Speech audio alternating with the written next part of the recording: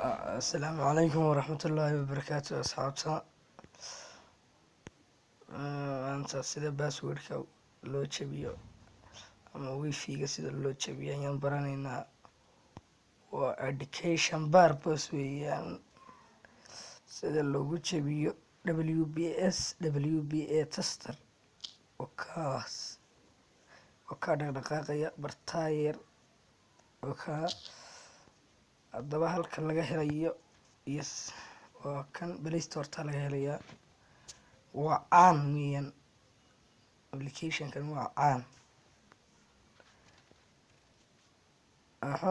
WBS WBA tester waa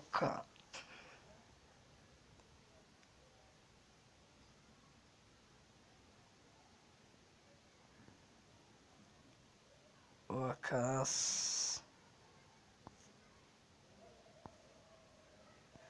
الحمد لله.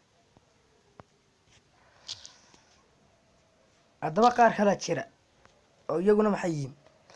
iyaguna waa kuwo lagu jabiyo oo kuwa ugu haadsana.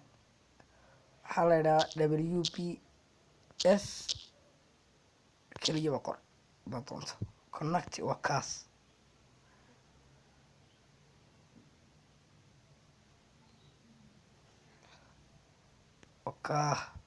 kana waa caan.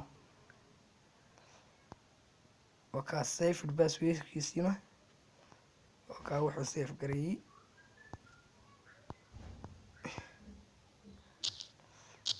haddaba aynu eegno siduu jabinayo.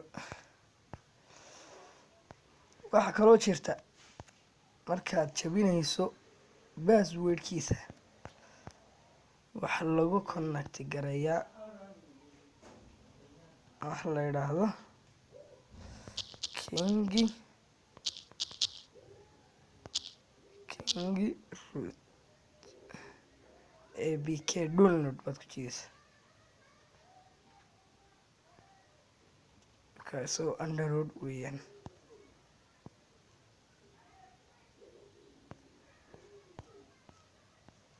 oo kaas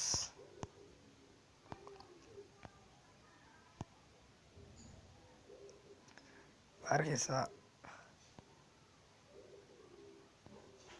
waa kingi rootkii ugu khatarsanaa weeyaan. haddaba asxaabta maxaad samaynaysaa? waa kasoo baxaysaa, waxaad galaysaa kaaniga halkaa yaala WBS kii baad galaysaa. ma gashay qaybta skinka ku jiidaysaa oo kaa isoo dhigay aniga waa soo LTE 33757. haddaad doonayso ilaa mar walba ku taalla selection oo kuwa kolba mid baad ku eegi. laakiinse connect automatic bin baan rabaa oo kaa raadinaya.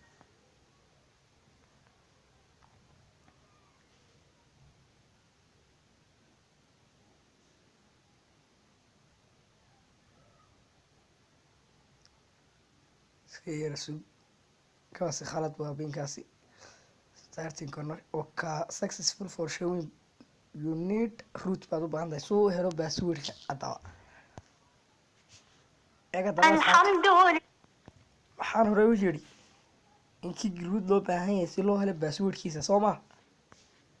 oo kaa muxuu yihi you have